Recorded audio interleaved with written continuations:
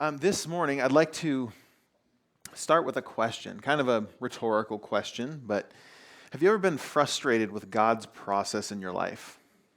Anyone ever been there, or is that just me? You know, in my late 20s, when I started getting serious about my relationship with God, I remember I still do get frustrated sometimes with why do I still struggle with certain things? Why do if I love God so much and I'm dedicated to Him, why do I still falling into these temptations? Right? Our spiritual walk can be frustrating sometimes because we're not doing as well as we think we should be, or we're not doing as well as we want to be. Or maybe God has called you to something. You feel like God's put a dream in your heart, or He's called you to a mission or something, and you're frustrated at how slow that process is going. I think we've all been there at some point. That's kind of what we're going to be talking about today. We're going through the book of Genesis, and we are in Genesis chapter 23. So if you have your Bibles, go ahead and turn to Genesis chapter 23. And before we jump into it, we're going to pray. So, dear Jesus, thank you so much that you lead us and you guide us. And I just pray that this time you would open our hearts and open our ears to hear what you have to talk to us about this morning. We love you. In Jesus' name, amen. All right, Genesis chapter 23. We're nearing the end, actually, of the story of a man called Abraham. We've been talking about Abraham for quite a while now, and we are nearing the end of his narrative.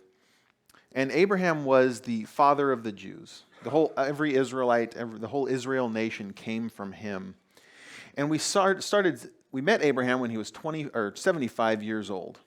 God called Abraham to follow him, and Abraham left everything he knew and followed God. And at that time, God gave Abraham a promise, something we call the promise. He said, I'm going to make a nation out of you.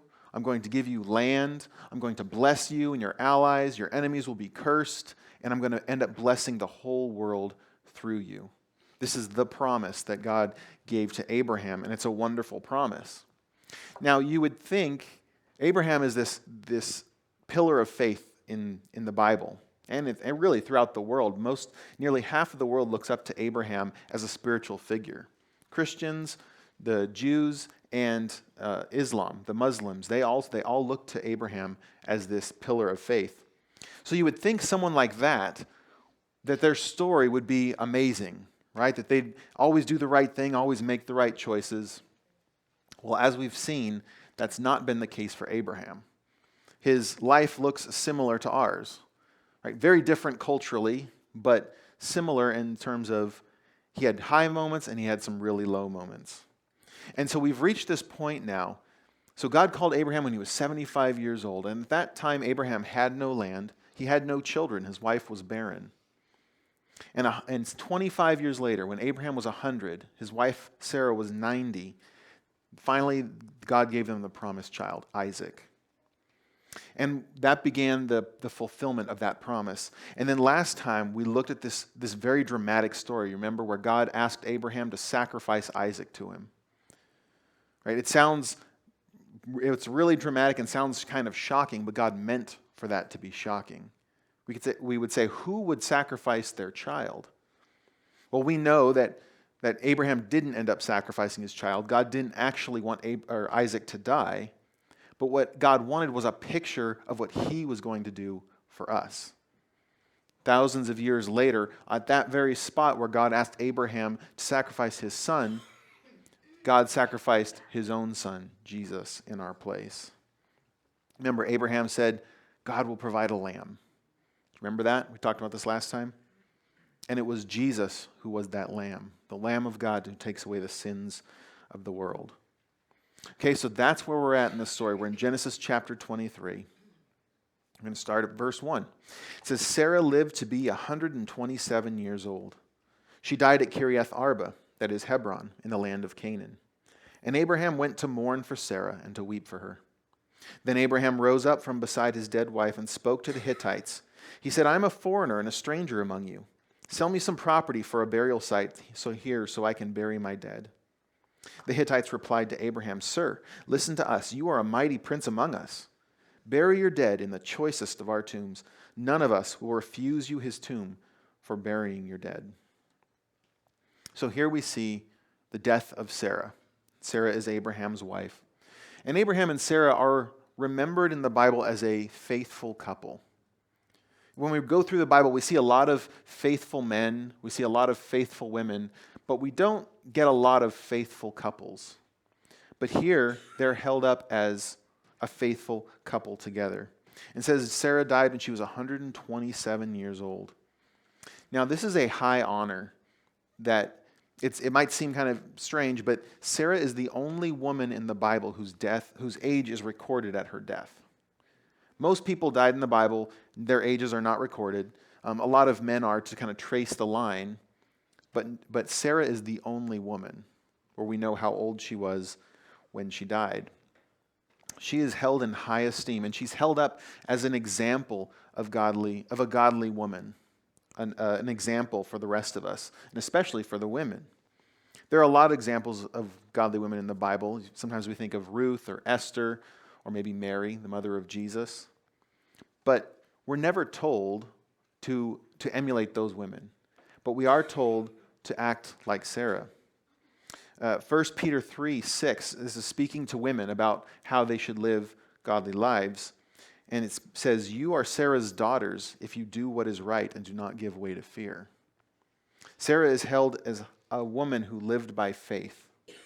Now, she also had her ups and downs. We've seen that as we've gone through the story, right? She was involved in that decision of letting Abraham sleep with her servant and all that. But she was also faithful throughout it, her and Abraham together. And so she dies at this place called Hebron.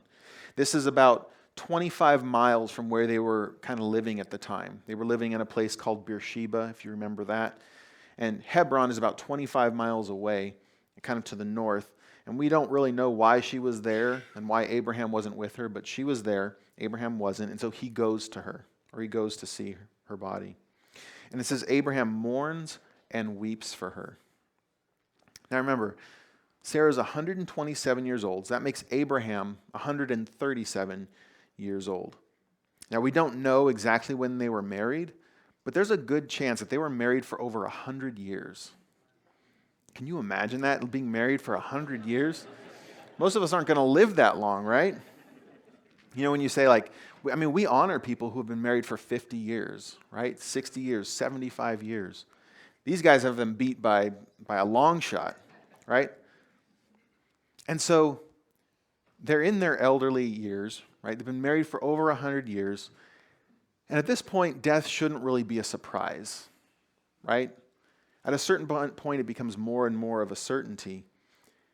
But that doesn't make it any easier, does it? Death of a spouse is never easy.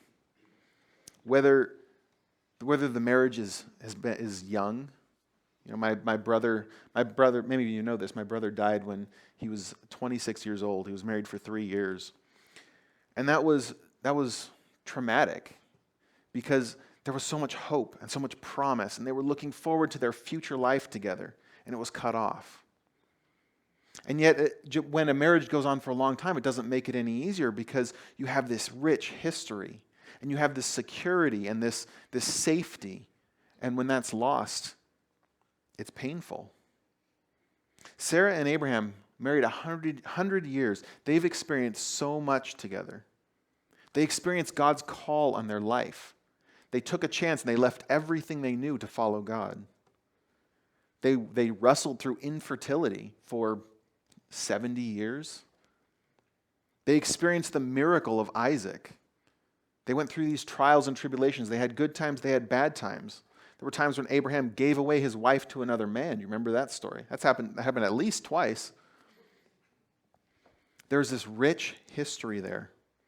And this is what Abraham is mourning. So he goes and he mourns. And the way that they would mourn is not like how we mourn. It was very dramatic in those days. What Abraham would do is he would sit by her body and he would wail. He would cry out loud. He would rip his clothes and sit in the dust and put ashes in his hair. He wouldn't take care of himself. The point was he was trying to reveal what was in his heart. The idea is, I'm going to make my outside look like my inside feels. This is what he would do. It was very loud, very dramatic. And this is healthy. This is good. that Abraham is doing this. Ecclesiastes 3:4 says there's a time to weep and a time to laugh. There's a time to mourn and a time to dance. Weeping and mourning is a part of life. It's a part that we don't like, right?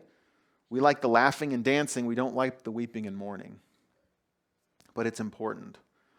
And I've found that sometimes, as believers, we kind of downplay the mourning part. Yeah, it's kind of sad, but we know they're in a better place, right? Especially if that person's a believer, right? We have hope. We know that they're in heaven, they're in God's presence. But that doesn't take away the pain that we're experiencing. I found that with some people, I've had to kind of give them permission, like it's okay to not be okay during this time. Especially, and it's kind of sad, but especially when we come to church, it's like if you've lost a loved one, people will either won't come to church, or you'll come to church and you'll say, oh, I'm okay. It's like you shouldn't be, right? This person meant so much to you. You shouldn't be okay. They deserve your tears. They deserve your weeping and your wailing and your mourning, and let us mourn with you. Now we do have the hope of heaven, so it is different than the world. We know where our loved ones have gone. Some of you knew my grandfather. His name was Richard Lindholm. He came here for a while. He passed away about 2 years ago. He was married for 65 years. His wife, my grandmother, she passed away about 5 years before he did. And it's weird to say, but it was inspiring to me to watch him mourn her. He loved her very much. They had a rich history, right? 65 years, they'd been through so much. And yet, the last 5 years of his life, I saw him as he mourned his wife. Every get-together, he was crying a little bit, But he grew spiritually in a way that I'd never seen him grow before. That mourning process drew him closer to God. He grew more in his faith in those 5 years than I think, at least than I've ever seen.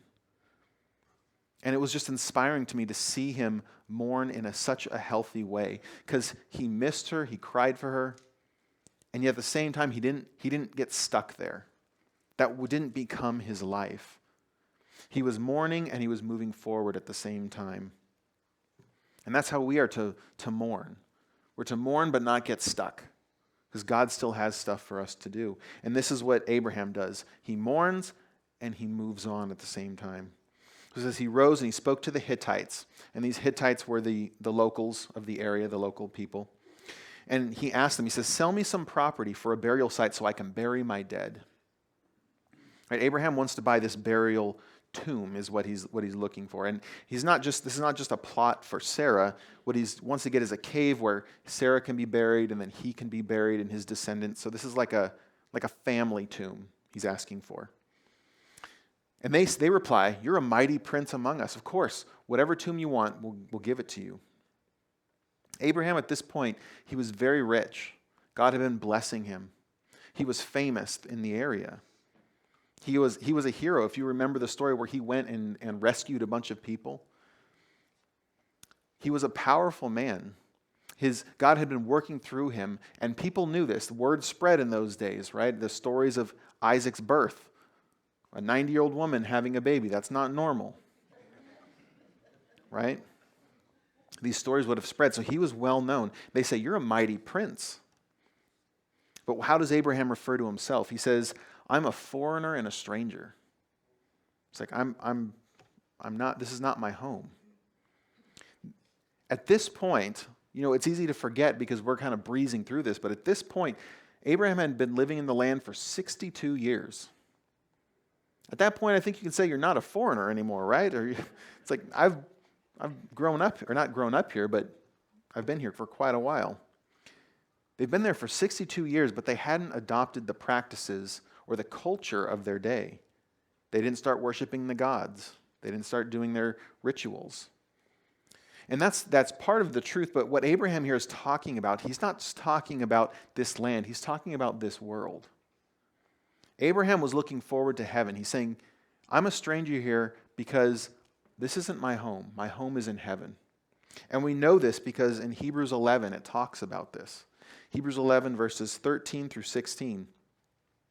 It says, all these people, and Abraham's included that, it was talking about him, all these people were still living by faith when they died. They did not receive the things promised, they only saw them and welcomed them from a distance, admitting that they were foreigners and strangers on earth. People who say such things show that they are looking for a country of their own. If they had been thinking of the country they had left, they would have had the opportunity to return. Instead, they were longing for a better country, a heavenly one. Therefore, God is not ashamed to be called their God, for he has prepared a city for them. So Abraham says, I'm a foreigner here. I'm a stranger here. This is not my home. My home is with God. Paul writes this in Philippians 3:20. He puts it very plainly for us believers. He says, our citizenship is in heaven. That's our home. For those of us who are believers, we are strangers and foreigners here. You may be born and raised in California, but you're still a foreigner, right?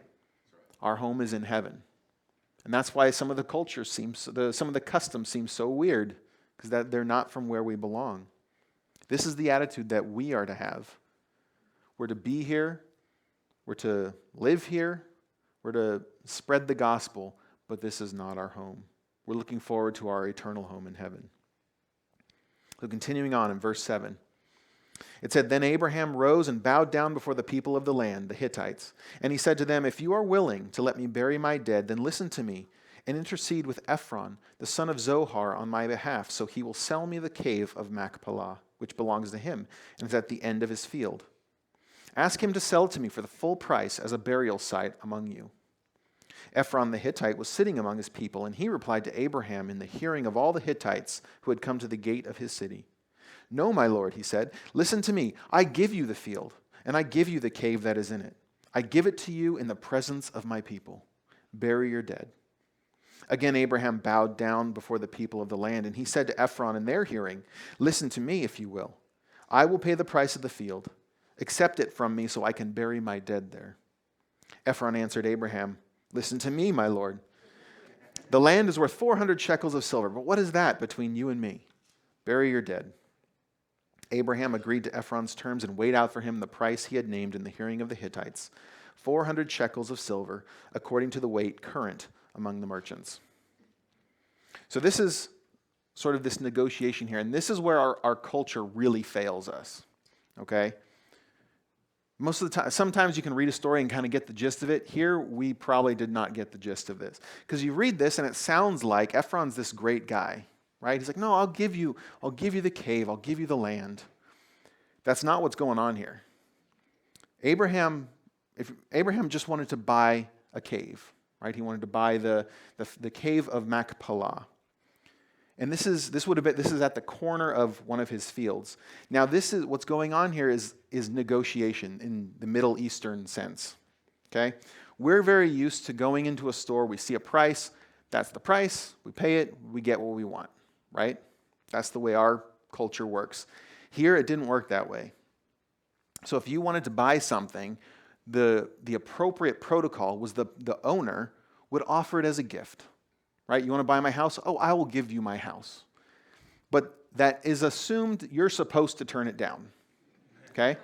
I'm going to give it to you because I'm so generous, right? And you say, oh, no, that's too much. I could not accept. I insist I must pay. Right? That's what's going on here. So Ephron is not offering to give it to him. And notice he's actually upselling him. Abraham was like, can I buy your cave? And Ephron says, hey, I will give you the field and the cave, right? He's obligating Abraham to buy both. He's upselling him. And you notice, so Abraham says, okay, I will pay the price of the field. And then Ephron says, the land is worth 400 shekels. What's that between us, right? We're friends. Who cares?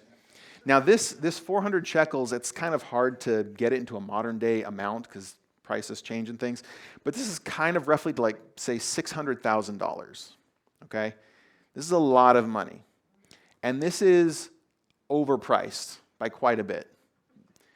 And again, this was part of the process. So what you do is you say, oh, I'll sell it to you for $600,000. And you're supposed to say, are you crazy? That is too expensive. I'll give you $100,000 for it. And then I would say, what? You offend me. But you know what? I like you. And so we'll do 500. And then you work towards the middle, right? This is haggling. This is how it's supposed to work. And by the way, if you still go over to that area, this is still how it works. They tend to do this haggling thing. When we were over in Africa, we'd go to the stores, and I'm used to seeing the price and paying for it, right? Well, they told me never pay the price that they tell you, but I hate haggling. And so I would just pick a price and just stick to it. And I made people so mad because I wasn't playing the game, and I didn't realize I was offending people, you know? They'd say, oh, we'll give it to you for 10. I'm like, no, I'm paying 2. Oh, I'll give it to you for 8. No, 2. But you're supposed to meet in the middle. So that's what's going on here. So he starts off with this crazy high price with the assumption that we're going to work down to about, somewhere in the middle. But Abraham doesn't do that. He doesn't haggle. You notice? It says Abraham just agrees to this exorbitant price, and he pays the price in the hearing of the Hittites. He says, nope, I'm not playing this game. We're not entering into this relationship. I just want the field. And it says this was done in the hearing of the Hittites. So this was how they did business back then. They would meet at the gate of the city where everyone is gathered, and they would do it in front of everybody. That way everyone could see this deal's on the up and up. Everyone says, okay, we all watched you sell this to Abraham. This is now Abraham's. Okay? That's what's going on here. The witnesses to this transaction made it official. Right? If they were out in the field and it was just the two of them, well, then it's hearsay, right? But in front of everybody, now everyone says, no, we all witnessed this. We saw it. It's official. So continuing on verse 17, it says, so Ephron's field in Machpelah near Mamre, both the field and the cave in it, and all the trees within the borders of the field was deeded to Abraham as his property in the presence of all the Hittites who had come to the gate of the city. Afterward, Abraham buried his wife Sarah in the cave in the field of Machpelah near Mamre, which is at Hebron, in the land of Canaan. So the field and the cave in it were deeded to Abraham by the Hittites as a burial site. Again, it says this was done in front of everybody. This is actually the recorded deed, this writing right here. And this cave is actually still there today. You can go see it. Now it's in Hebron. They know where it is. It's called the Cave of the Patriarchs. And Abraham is buried there. Abraham, Sarah, Isaac and his wife Rebekah, who we're going to meet, and Jacob and his wife Leah. They're all buried there. And you can go see it this day.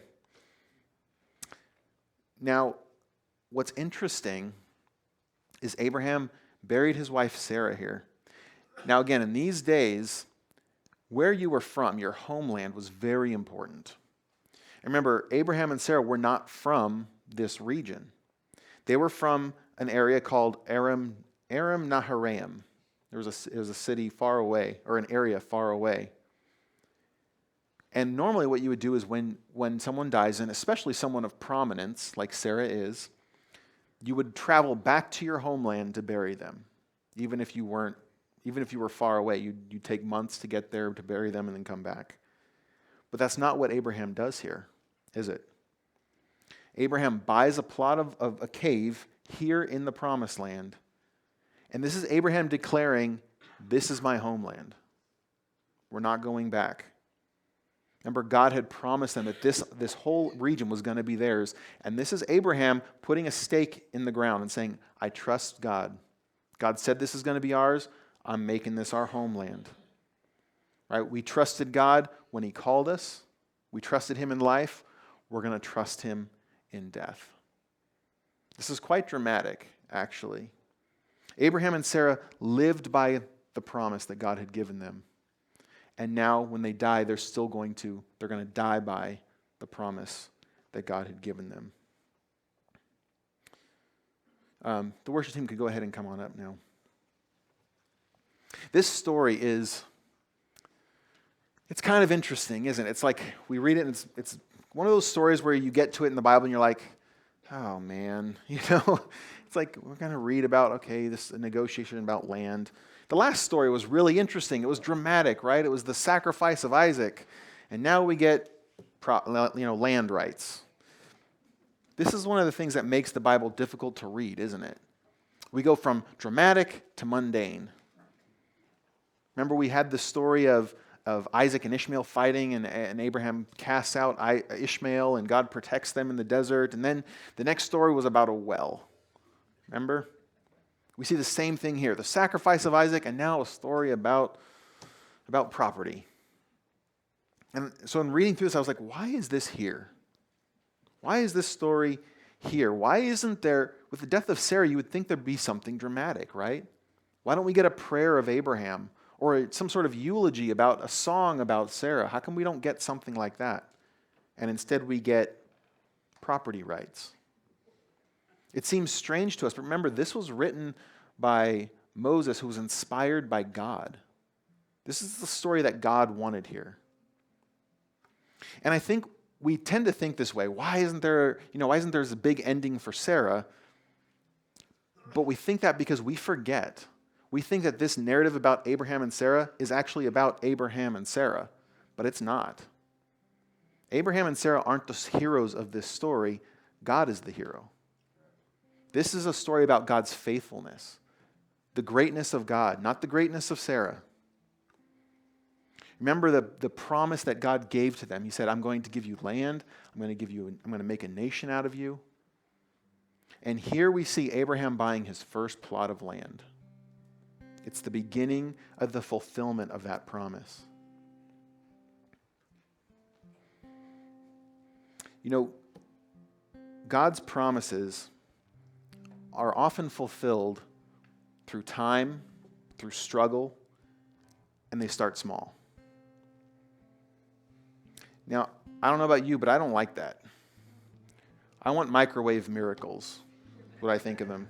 I want fast and easy and just done, right? 30 seconds, and I want a hot meal. But that's not how it works, is it? That's my desire. That's not God's desire.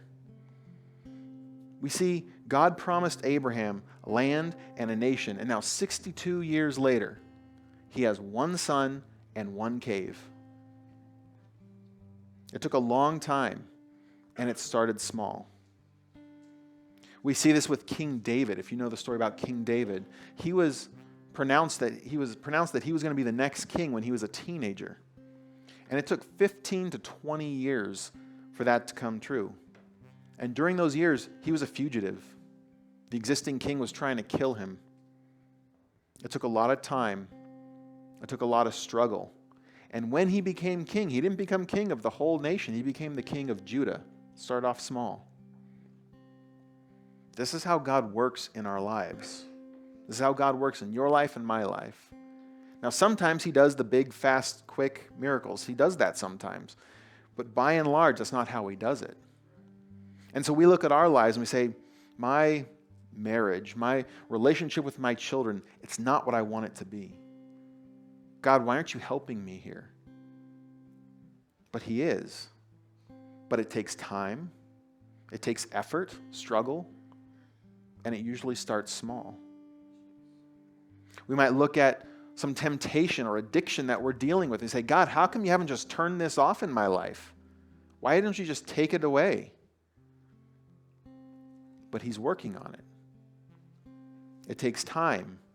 It takes effort, struggle, and it usually starts small. It starts with a small win. If God's put a dream in your heart or he's called you to some ministry, we want to jump to the end, right? We want to be speaking to the crowds, or we want to be ministering to the masses, or whatever it is that God's called us to do. And God says, no, it's going to take time. You're going to have to work at it. And it's probably going to start small. But watch what I can do with it. Right, Abraham, at this point, 62 years in, it cost him a fortune to buy this plot of land. He has one son and one plot of land, but that son is going to grow into the nation of Israel. That has lasted until this day. That one plot of land, God expanded it to be the whole nation of Israel. God came through on his promises, just not as Abraham may have wanted. There is something in the process that God values. We learn patience. We learn wisdom. We learn to trust God step by step by step.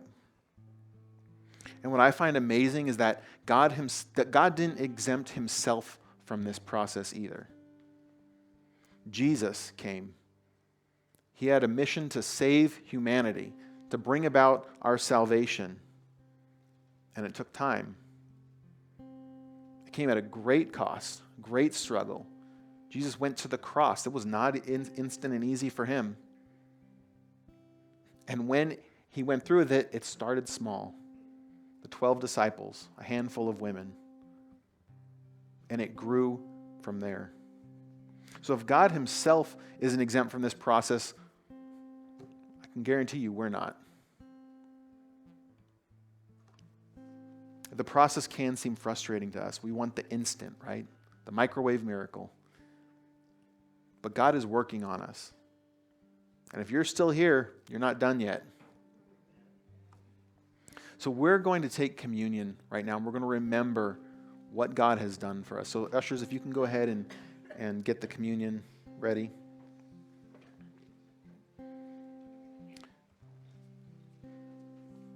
We're going to take communion. We're going to remember what God has done for us and what he is still doing in us. So during this time, when you get the elements, just hang on to them. We're going to take them all together. And just take a moment and reflect on what God is doing in your life and where you've come from. Because sometimes it can feel like nothing's happening. But when we look back 5 years, 10 years, 30 years, whatever it is, we can see, oh no, he's been working. And that helps us be patient today as he's still working through us. So hang on to these elements. We're going to take them all together.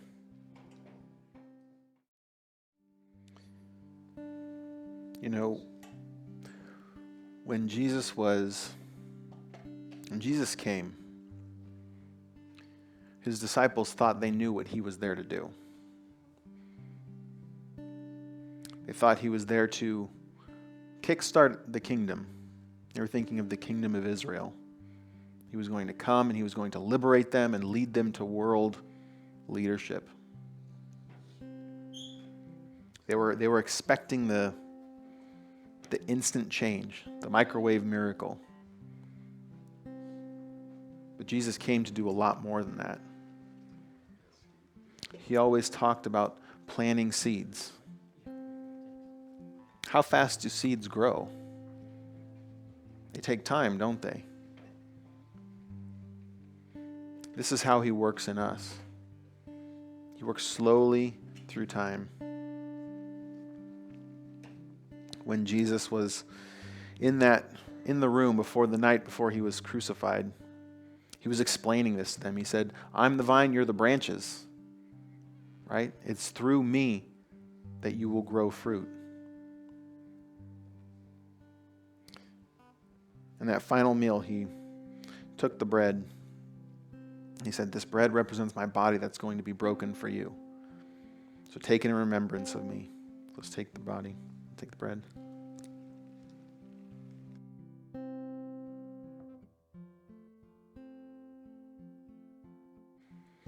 And then he said, this cup represents my blood, which is spilled for you. Let's take the cup.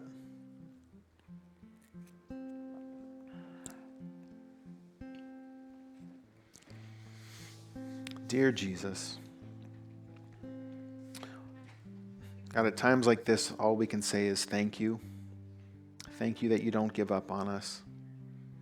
Thank you that you're not done with us. God, we're sorry that we can be so frustrated sometimes at the way that you do things. We're impatient. We want things easily. We want things quickly. But God, we know that your way is better. Your way is not our way. And I just pray that for those here that are struggling with that you would help us to put our trust in you, to trust in your timing, to trust in your work, and to just sit in your presence and to seek after you.